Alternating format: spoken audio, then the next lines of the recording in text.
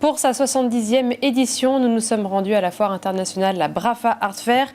Plusieurs galeries françaises ont fait le choix de participer à cette édition anniversaire. On a hérité quelque chose de très beau, mais avec une nouvelle équipe, une autre équipe, qui sont un peu plus jeunes aussi.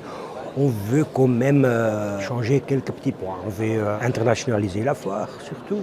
On cherche plutôt des exposants de Suisse, par exemple, d'Angleterre, etc.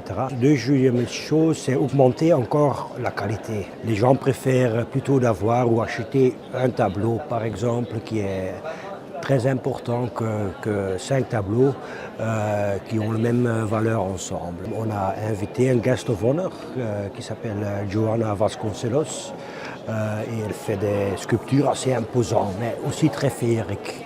Il y a beaucoup de stands. On a un retour de 115 exposants sur 130, donc ça c'est beaucoup. Ça veut dire que les gens sont contents, je crois.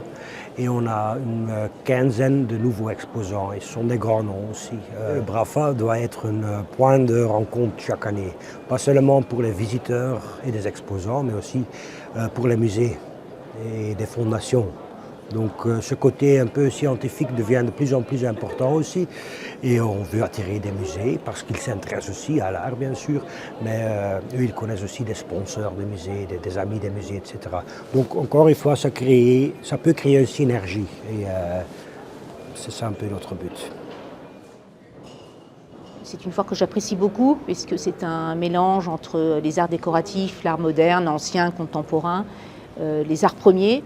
Et j'aime effectivement me retrouver dans ce genre d'atmosphère. C'est ce que je dis toujours, c'est un peu comme un petit Met à New York, voilà, où on retrouve toutes les disciplines à travers les siècles. Et puis ça permet de faire la rencontre d'autres collectionneurs qui ne sont pas forcément habitués à des foires strictement réservées à l'art moderne et contemporain. Et puis nous aussi, ça nous permet aussi de regarder différemment l'art, voilà, d'apprécier d'autres formes de création ou même d'art décoratif. On s'aperçoit, puisque je fais aussi la foire TEFAF à Maastricht depuis maintenant 3 ans, je me rends compte aujourd'hui qu'il y a des collectionneurs d'art ancien qui ont une appétence pour l'art plus moderne et contemporain. Et donc la foire permet justement ces rencontres. Une qualité aussi de vetting, d'authentification, de provenance aussi qui est important. C'est certainement en Europe la foire qui a le meilleur vetting. Donc tous ces paramètres réunis, il est évident que ça nous encourage chaque année à venir ici. L'année dernière, on a eu quand même 70 000 personnes, pratiquement. Donc ce qui est énorme pour une foire, hein. À la Biennale de Paris, cette année, il y a eu 17 000 personnes. Donc, vous voyez le ratio.